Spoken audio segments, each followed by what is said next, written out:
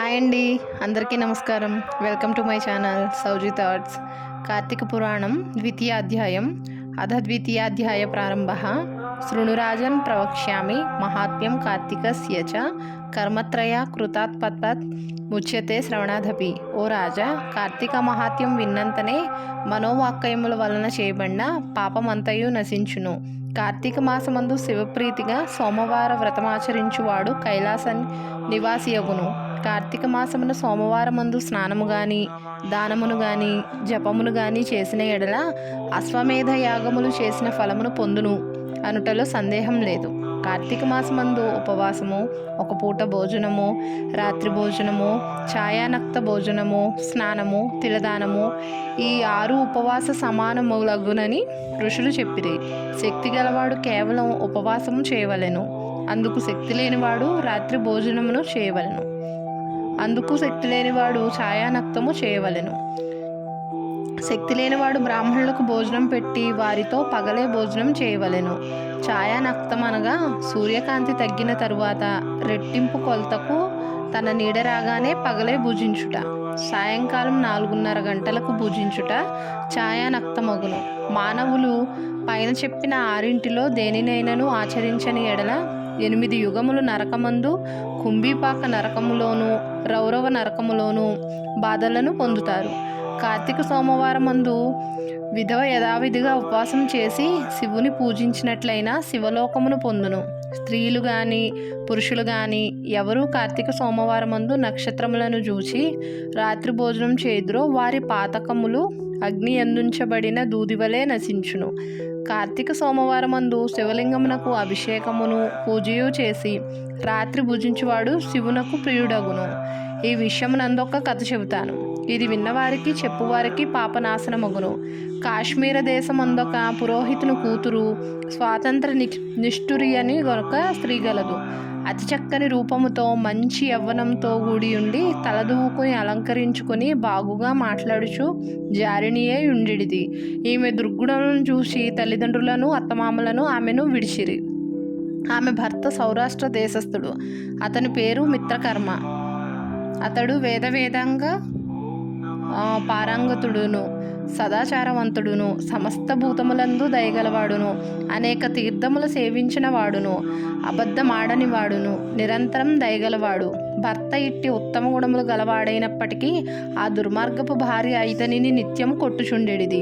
అట్లు నిత్యము ఆమె చేత దెబ్బలు తినుచు గృహస్థ ధర్మమందుండు కోరిక చేత భార్యను విడువలేక ఆమెతో కష్టపడుచుండేవాడు. ఋగ్వేదము, యజుర్వేదము, సామవేదము, అధర్వణ వేదము, అంగములనగా శిక్ష, వ్యాకరణము, ఛందస్సు, నిరుక్తము, జ్యోతిష్యము, కల్పము వీటిని సంపూర్ణంగా చదివినవాడు వేదాంగ పారంగుడు. ఈ మిత్రశర్మ భార్యకు కర్కస అని నామము. మిత్రశర్మయు సంభోగ వాంఛ చేత ఆమె యందు అనురాగంతో ఉండెను. అంతనొకనాడు ఆమె రంకు మొగుడు ద్రవ్యములను, నగలను, వస్త్రములను తృప్తిగా ఇచ్చి నిరంతరం నీ భర్త వల్ల భంగము కలుగుచున్నది గాన నీ భర్తను చంపుమని చెప్పగా ఆమె సమ్మతించి రాత్రి భర్త నిద్రించగానే తాను లేచి పెద్ద రాతిని తెచ్చి భర్త శిరస్సును కొట్టెను. ఆ దెబ్బతో అతడు మృతి నొందెను. తర్వాత కర్కస స్వయంగా తన భర్త శవం వీపు మీద వేసుకుని తీసుకుని పోయి పాడునూతిలో పడవేసెను. ఇట్లు భర్తను చంపి తరుణులను, పరస్త్రీ సంగమాభిలాషులను, కామశాస్త్ర ప్రవీణులను, వర్ణసంకర కారకులను అయిన అనేక జాతి పురుషులతో ఆలింగన చుంబనాదులతో నిత్యం సంభోగం చేయుచుండేది. ఇంతేకాదు భర్త యందు అనురాగంతో కూడి ఉన్న భార్యలను దుర్బోధల చేత ఇతరులతో సంభోగం చేయించుచు ఏకపత్ని వ్రతపారాయణులను భంగపరిచి వారితో సంభోగించుచు నిత్యం పరనింద చేయుచు పరద్వేషం కలదే దేవతాద్వేషి అయి ఉండెను. నిరంతరం దయాశూన్యమై ఆడంబరం చేతగాని, నవ్వు చేతగాని, కపటం చేతగాని విష్ణు పాదార విందమును ధ్యానించలేదు, హరికథను వినలేదు. ఇట్లుండగా ఆమెకు యవ్వనం పోయి ముసలితనం వచ్చినది. తరువాత వ్రణవ్యాధి కలిగినది. ఆ కురుపునకు పురుగులు జనించి తరువాత దుర్గంధంతో కూడినదయ్యెను.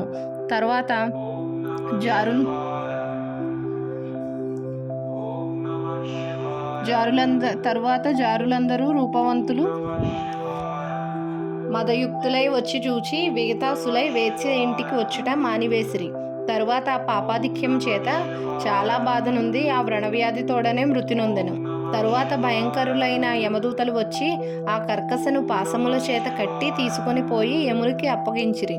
యముడు దానిని చూచి కోపం చేత కళ్ళెర్ర చేసి దీనిని భయంకరమగు ముళ్లతో కూడి ఇనుముతో చేయబడిన స్తంభమును కాల్చి మండుచుండగా ఆలింగము చేయించుండని కఠినమైన శిక్షను విధించెను. యముని ఆజ్ఞ మీద భటులు ఆ కర్కసను చేసిన పాపములను చెప్పుచూ ఆ వేడి స్తంభమునకు కౌగిలింప చేసిరి. ఆమె పాదములు రెండూ పట్టుకుని గిరగిరా తిప్పి రాతి మీద కొట్టిరి. రక్తమును కాచి తాగించిరి. సీసమును కాచి రెండు చెవులలోన పోసిరి. యమకింకరులు యమ చిత్రగుప్తాజ్ఞలచే అనేక నరకబాధలకు గురిచేసిరి. ఆ కర్కస తన పితృపితామహులతోనూ తన బాంధవులతో తనకు పూర్వం 10 తరముల తర్వాత 10 తరముల వారితో ఘోరములైన నరకములందు మహాబాధలు పొంది తర్వాత భూమి యందు జన్మించెను. భూమి యందు 15 మార్లు కుక్కగా జన్మించినది. అందులో 15వ జన్మ కళింగ దేశమందు బ్రాహ్మణుని ఇంటి వద్ద కుక్కగా పుట్టి ఇంటింటికి తిరుగుచుండెను. ఇట్లుండగా ఒకప్పుడు ఆ బ్రాహ్మణుడు కార్తీక మాసమందు సోమవార దినంబున పగలంతయు ఉపవాసం చేసి గృహమునందు శివలింగాభిషేక పూజాదులను చేసి నక్షత్ర మండలమును చూచి గృహమునకు పోయి దేవా నివేదన చేసి పిమ్మట బలిదానము కొరకు బయటకు వచ్చి భూమి మీద బలిని ఉంచి కాళ్ళు కడుక్కొని ఆచరణం చేసి తిరిగి ఇంటిలోనికి వెళ్ళెను. ఆ కుక్క ఆనాడు పగలంతయు ఆహారం కొద్ది అయినను దొరకనందున కృషించినదై కార్తీక సోమవారం రాత్రి విప్రుడు చేసిన బలిని భక్షించెను. ఆ బలి భోజనము చేత కుక్కకు పూర్వజన్మ స్మృతి కలిగి బ్రాహ్మణోత్తమ రక్షింపుమని పలికెను. ఆ మాట విని బ్రాహ్మణుడు బయటకు వచ్చి ఆశ్చర్యంతో కూడినవాడై, ఓ సునకమా, మా ఇంటిలో ఏమి చేసితివి, రక్షింపుమనుచున్నావని అడిగిన ఆయనతో కుక్క, బ్రాహ్మణోత్తమ వినుము, నేను పూర్వజన్మయందు బ్రాహ్మణ స్త్రీని, పాపములను చేయుదానను, వర్ణసంకరము చేసిన దానను, అన్యపురుషులను మరిగి నిజభర్తను చంపితిని. ఈ విధి పాపములు అనేకములు చేసి చచ్చి యమలోకమునకు పోయి అచ్చట అనేక బాధల నుండి తిరిగి భూమికి వచ్చి 15 మార్లు కుక్కగా జన్మించితిని. చివరికిప్పుడు నాకు ఈ జన్మస్మరణ కలిగినది. ఎట్లు కలిగినదో చెప్పు, విని తరించెదను. ఆ బ్రాహ్మణోత్తముడు ఈ మాట విని జ్ఞానదృష్టితో చూచి తెలుసుకొని, ఓ సునకమా, ఈ కార్తీక సోమవారం నాడు ప్రదోష సమయం వరకు భుజింపక ఇప్పుడు నేను ఉంచిన బలిని భక్షించితివి గనుక నీకు జన్మస్మృతి కలిగినదని చెప్పాను. ఆ మాట విని కుక్క, బ్రాహ్మణోత్తమ, ఈ కుక్క జన్మ నుండి నాకెట్లు మోక్షం కలుగునో చెప్పుమని విప్రుని అడిగెను. ఆ కుక్క ఇట్లు ప్రార్థించగా పరోపకార బుద్ధితో కార్తీక సోమవారములందు తాను చేసిన పుణ్యంలో ఒక సోమవార పుణ్యమును కుక్కకు ధారపోసెను. బ్రాహ్మణుడు సోమవార పుణ్యమును ఇయ్యగానే కుక్క దేహమును విడిచి ప్రకాశించుచున్న శరీరము గలదై ప్రకాశించడి వస్త్రములను ధరించి కైలాసము చేరుకొనెను. కార్తీక మాసమందు సోమవార వ్రతం ఆచరించదగినది. ఎవరు కార్తీక సోమవార వ్రతమును చేయుదురో వారికి మోక్షము హస్తమందుండును. కాబట్టి ఓ జనక మహారాజా, పుణ్యప్రదమైన కార్తీక వ్రతమును నీవు చేయుము. ఇది స్కాందపురాణే కార్తీక మహాత్యే 2వ అధ్యాయ సమాప్తః. ఛానల్ కొత్తగా చూస్తున్న వాళ్ళు అయితే లైక్ చేయండి, షేర్ చేయండి, కామెంట్ చేయండి. కొత్తగా చూస్తున్న వాళ్ళు సబ్స్క్రైబ్ చేసుకోండి. ధన్యవాదాలు.